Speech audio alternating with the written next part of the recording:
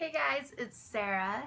I'm here to do a credit related video. Right now I actually work at a credit repair agency and I am actually the one who answers the phone, and if they have any credit related questions or anything, I'm the one who helps them get credit advice.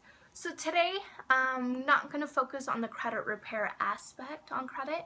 I'm just going to pretty much break down what makes up your credit, because I feel like in order to have the best credit score possible, you need to know what makes up your credit score. So there are 5 different categories that make up your FICO score. Now your FICO score, the Fair Isaac Corporation, and pretty much it's a person's credit score calculated with the software. And so this is what your FICO score is, what most lenders do use. So I'm just going to break down the 5 different categories. The first category is your payment history. This makes up to 35% of your credit. Now lenders want to know whether you paid your past credit accounts on time. An assumption is that you will continue to behave in the future as you have in the past. So what this means is it's pretty self-explanatory as regards to payment history. Your positive credit that you're paying on time, as well as if you're ever late, it's going to mark up your credit reports. And again, in order to get an A+ on this, you just want to make sure you pay your credit accounts on time. Now, the second thing that affects your credit is amounts owed. This makes up to 30% of your credit. Now, it is how much you owed compared to your credit limit. Keeping your overall utilization ratio 30% or lower.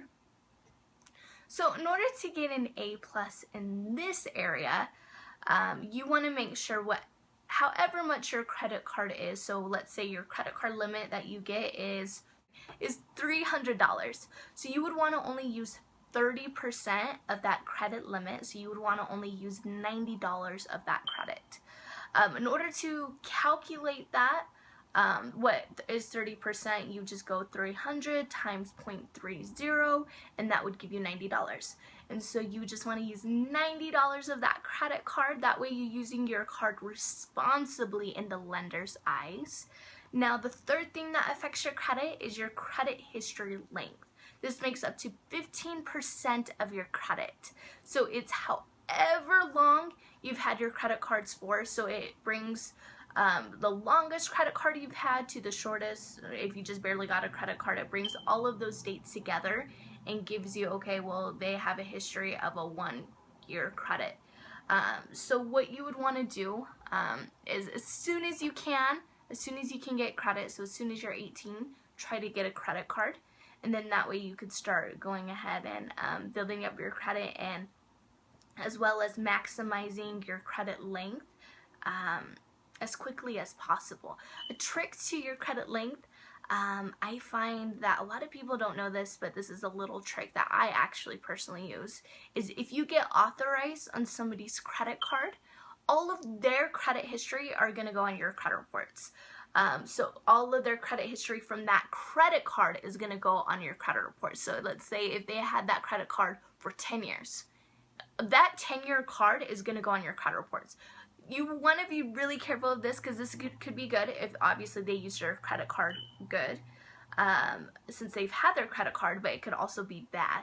So any late payments they ever had on that credit card would go on your credit report. So you just want to make sure that, first of all, they were never late, that they are keeping that utilization ratio 30% or lower of their credit limit, or if any at all. It doesn't matter, even if they don't even use their credit card any longer, as long as it's still open. And then as well as that the card reports to all bureaus. You want to make sure it's actually credit that you are being authorized on. That way it can go on your credit reports. Now, however, I've seen people who haven't had a credit length very long, and you could still have a high FICO score.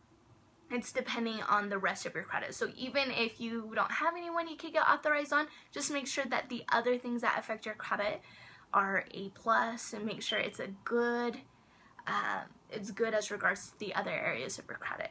Now, the fourth thing that makes up your credit is your credit mix. This makes up to 10%. What this is it's revolving compared to installment accounts. Now, revolving credit is a retail bank card, anything that you're using credit and you know, you can pay it off every month as regards to your credit. Compared to installments is a mortgage payment, a car loan, a student loan, anything that in the end you're trying to pay off.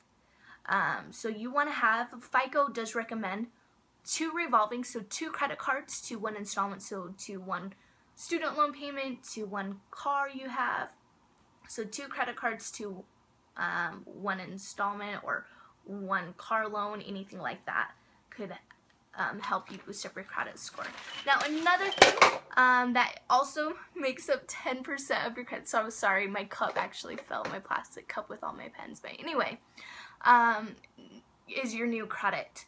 Now research show that opening several credit cards in a short period of time represents a higher risk, especially for people who don't have a long credit history. So if you were like me when I was 18, I was like, yay, I get to get discounts at Victoria's Secret, I get to get discounts at Kohl's. I went ahead and tried for a whole bunch of credit cards, and every time somebody actually looks at your credit, so whether it's a third party, whenever you're trying to look for a credit, then it's going to mark up your credit report, say you have an inquiry on there.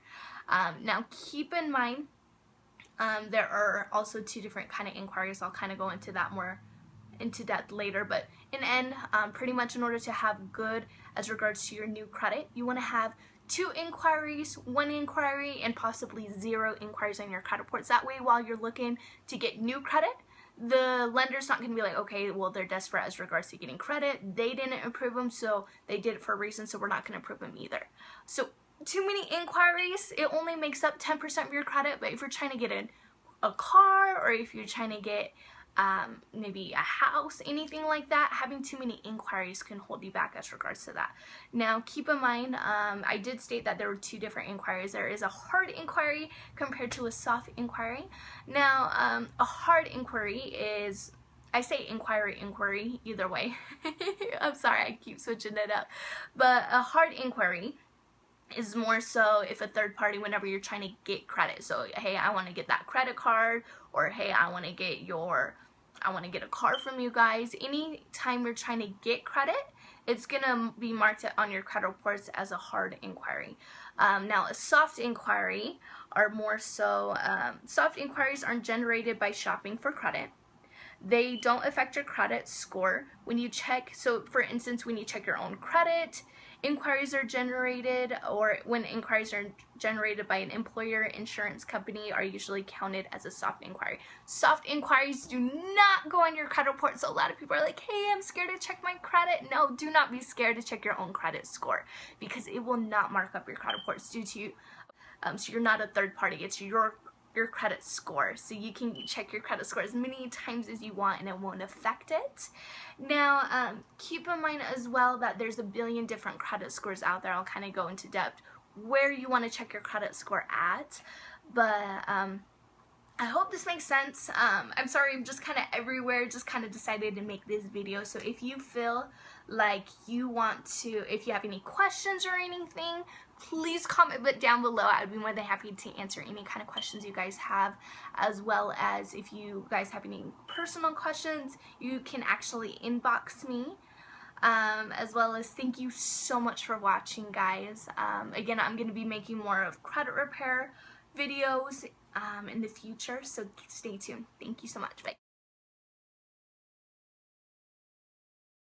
You know, you can pay it off every month as regards to your credit, and there's no necessarily end goal you're trying to achieve, so you're not trying to pay off that credit card and not have it any longer.